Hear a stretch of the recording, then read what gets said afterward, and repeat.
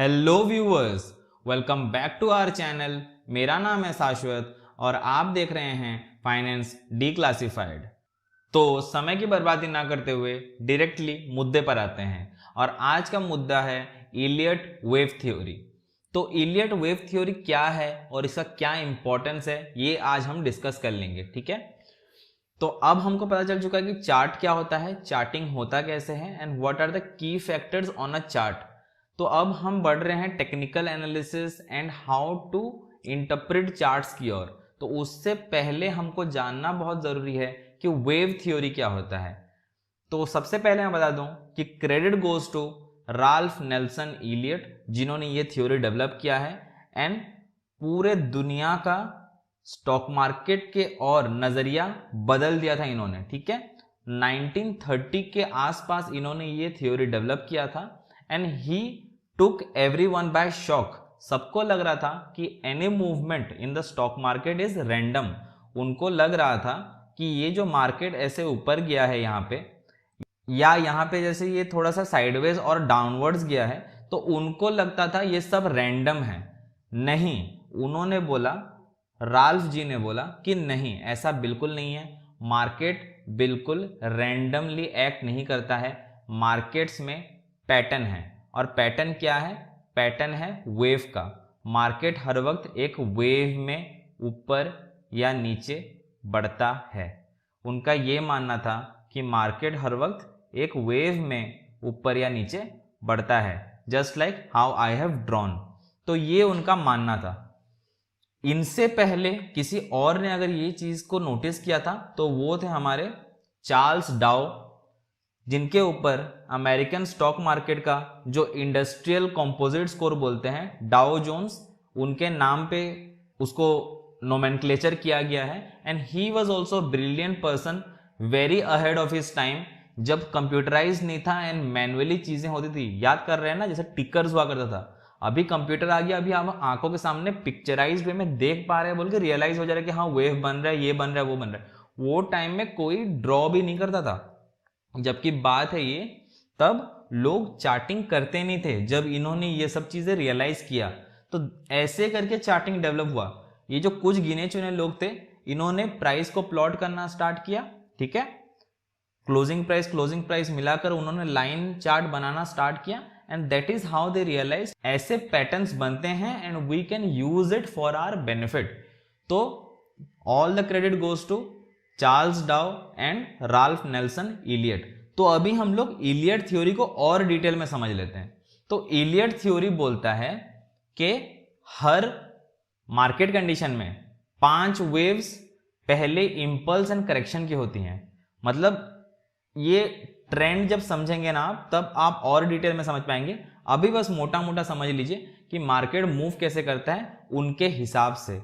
तो ये जो पहला वेव है, इसको वो द फर्स्ट इंपल्स वेव बोलते हैं। ठीक है, दिस इज एन इंपल्स।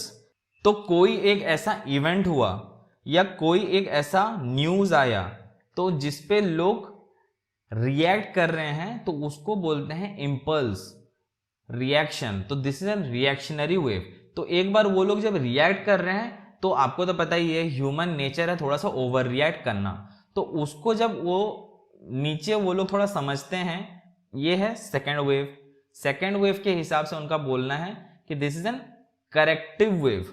तो यहां पे लोगों को रियलाइज होता है कि हम लोग इमोशन में बह गए थे and that is how they book some profits या क्विट देयर पोजीशन। तो मार्केट थोड़ा नीचे आता है, पहले उनके जोश में वो ऊपर जाता है एंड देन फिर थोड़ा होश आता है तो फिर नीचे आता है। तो जो लोग यहाँ पे वेव 1 में मिस आउट कर गए थे, ठीक है, वेव 1 में जो लोग ने मिस आउट कर दिया था, अभी उनका जोश दिखाने का टाइम आ गया। तो यहाँ पे वेव 3 में what they will do, they will do another impulse.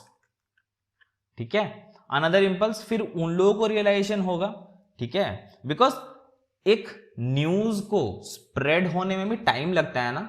इतना इफेक्टिव मीडियम कोई है नहीं कि कुछ हुआ एंड सबको साथ साथ पता चल गया। तो सबसे पहले जिन्होंने जाना वो पहले इंपल्सिव हुए, फिर उन्होंने अपना गलती रियलाइज किया और अपना प्रॉफिट रियलाइज कर लिया और अपना पोजीशन क्विट करके थोड़ा बहुत करेक्ट कर गया। फिर दूसरे वेव में दूसरे कैटेगरी के लोग आए जिनके पास समाचार या इवेंट का न्यूज थोड़ा देर में पहुंचा, तो वो लोग ने इंपल्स किया एंड फिर उन्होंने क्या किया, करेक्शन। ठीक है, उन्होंने भी करेक्शन किया, सिंपल। फिर जो पांचवा वेव आया, दिस इज वेयर पीपल, इतना लेट में जो लोग इंपल्स करते हैं, those are the people who get trapped. Understood? तो those are the people who get trapped.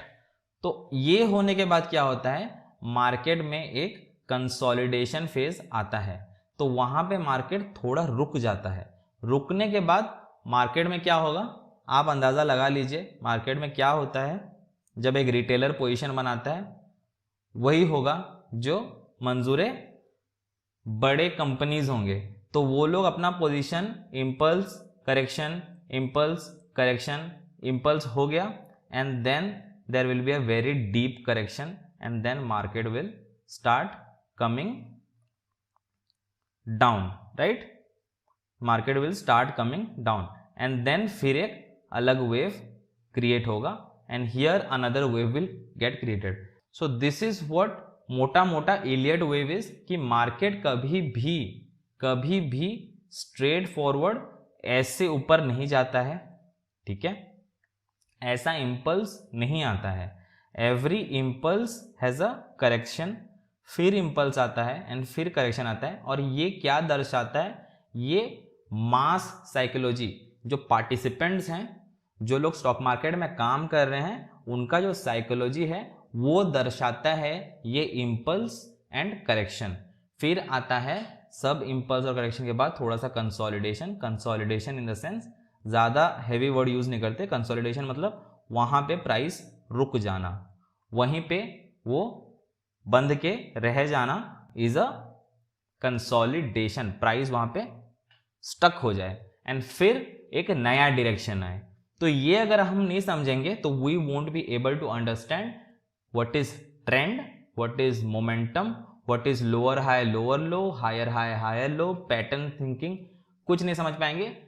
ये जो है wave theory, this is the first and the most important factor to start looking at the markets in a pattern. ठीक है, समझ गए आप? अभी हम लोग थोड़ा लाइव एग्जांपल देख लेते हैं, राइट? एक लाइव एग्जांपल देख ही लेते हैं। तो ये अपना चार्ट जो खुला है, this is the weekly chart of Nifty 50। Okay, 2011 खोल के रखा था मैंने। ये देखिए, ये अपना कोविड फॉल है, right? This is the Covid fall. Time देख लीजिए, 2020 का मार्च और अप्रैल में वो टाइम का है। तो this is the Covid fall. तो अभी अगर आप बोलेंगे मेरे को कि सर आपने बोला कि मार्केट कभी भी स्ट्रेट फॉरवर्ड वे में ऊपर नहीं जाता है, लेकिन यहाँ पे देखिए कैसे सीधा सीधा ऊपर चला गया, तो मैं बोलूँगा आप गलत हैं। क्यों गलत हैं? देखिए, बहुत बड़ा फॉल आया था। अभी आप ये भी बोल सकते हैं कि बहुत बड़ा फॉल आया है। अभी हम लोग अगर टाइम फ्रेम बदल देंगे ना, ये सब बदल जाएगा। ये बहुत बड़ा टाइम फ्रेम है, वो एक पैनिक सिचुएशन था और ये एक वीकली चार्ट है। तो वीकली में तो गिरा है स्ट्रेट फॉरवर्ड, तो इसी को तो बोलते हैं ना इंपल्स।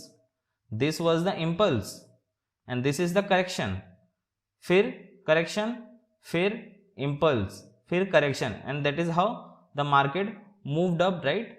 तो this is how it moved. अगर आप ये बोलेंगे, यहां पे देखिए कंसोलिडेशन फेज है, ये जो है phase, this is a consolidation phase. यहां पे मार्केट एक रेंज में बंद के रह गया था, कहीं नहीं जा रहा था। सो this is what it is. और अगर आपको लग रहा है ना ये भी पूरा ऐसे डायरेक्टली गिर गया है, ये वीकली बेसिस में डायरेक्टली गिर गया है सर, अगर आप डेली बेसिस में आएंगे तो लेट्स सी कि डेली बेसिस में क्या हो रहा था। तो डेली बेसिस में 2000 ये, तो डेली टाइम फ्रेम में जब हम आते हैं तो आपको लगेगा कि डायरेक्टली गिर गया, बट मैं आपको यहाँ पे बता दूं कि नहीं सर, ये थोड़ा थोड़ा गिर रहा था एंड थोड़ा थोड़ा रिकवर भी कर रहा था। देखिए, ये थोड़ा गया, यहाँ पे थोड़ा लटक गया, ये फिर गया, ठीक है, फिर थोड़ा लटक गया, फिर गया, फिर थोड़ा लटक गया एंड फिर गया। तो इससे ये प्रूव होता है कि अपना जो इलियट का वेव थ्योरी है, that is still in existence. ऐसा नहीं है कि ये आउटडेटेड हो गया, 1930 में बना था तो लोग भूल चुके हैं। And now if you see कि यहाँ पे जब मार्केट रिकवर किया तो भी आपको वेव्स दिख जाएंगे, ठीक है, आपको वेव्स दिख जाएंगे और आप ड्रॉ कर भी पाएंगे। सो this is how the market moves and it moved. ये रियल टाइम डेटा है सर। यहाँ पे मैं कुछ खुद से मनगढ़ंत कहानियाँ, इमेजिनरी थिंग्स नहीं बता रहा हूँ। आप खुद ही देख सकते हैं कि मार्केट जैसे जैसे ऊपर गया है वो पूरा वेव में गया है, और अभी नीचे आ रहा है तब भी सबसे रिसेंट देखेंगे अगर आप, तब भी ये काम भी वेव में ही हो रहा है। देखिए ये वाला, अभी तो आप मानते हैं ना कि Iliad wave theory does exist, और कोई ऐसी मनगढ़ंत कहानियां नहीं है।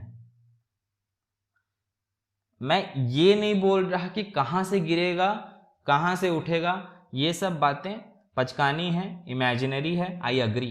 बट द थिंग इज ये श्योर है that market doesn't move in a random way, market moves in a pattern, it always moves in waves, it doesn't ever move straight forward. Shorter time frame में आप अगर बोलेंगे कि shorter time frame में straight forward ऐसा move हो गया, then also I won't agree, because ये डेली टाइम फ्रेम है सर। आप आइए और छोटे टाइम फ्रेम में आइए, चलिए 75 मिनट में देखते हैं, ठीक है, 75 मिनट में देख लेते हैं, उसमें आपको मिल जाएगा पैटर्न, ठीक है। तो यहाँ पे अगर आप देख लेंगे तो देखिए ये आप स्ट्रेट फॉरवर्ड ऊपर गया है, ये बड़े टाइम फ्रेम में दिखेंगे तो ऐसा दिखेगा, बट द थिंग इज ये ऐसा नहीं गया है सर, ये ऐसे ऐसे करके गया है। जो भी टाइम फ्रेम हो, market always demand supply buying and selling ऐसा ही होता है, तो थोड़ा बहुत वो वेव फॉर्मेशन करता ही करता है। सो this is what it is, and thank you for tuning in and watching this video till the end. If you like our content, then please do like and subscribe to this channel, and also share our content so that we can have maximum reach. Show us your support and we will be the happiest in this world. Please do comment in the comment section below. कोई अगर doubt हो तो बेझिझक पूछिएगा, और elaboration अगर चाहिए तो भी बोलिएगा। I am trying to make small videos so that people remain engaged as well as learn something, क्योंकि बड़े वीडियोस बनाए कोई फायदा नहीं है। अभी बोलेंगे तो इस पे मैं 1 घंटे का भी वीडियो बना सकता हूँ with lot of examples and lot of theory, but this is not the platform we are in. YouTube में everybody wants short and sweet, so that is why this is made how it is made. So thank you very much for watching, and I hope you come back again for the another video. Thank you so much.